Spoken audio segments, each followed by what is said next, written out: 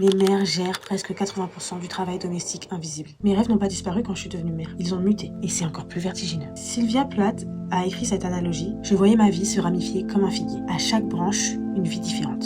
Et choisir, c'est regarder toutes les autres figues pourrir. On nous dit que devenir mère, c'est renoncer. Sauf que non. Tu ne choisis pas juste une figue. Tu deviens un autre arbre. Tes forces changent, tes priorités mutent et tes projets aussi.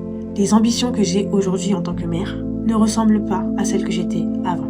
Elles sont différentes, parfois plus intenses, mais il y a cette tension. Je veux réussir pour protéger mes enfants, leur offrir ce dont ils ont besoin. Mais quand je me retire pour travailler, parfois ils pleurent. Et je porte cette culpabilité comme si travailler était devenu un manquement. Et pendant ce temps, il y a la charge mentale. Les mères gèrent presque 80% du travail domestique invisible. Et ça bouffe ton énergie créative.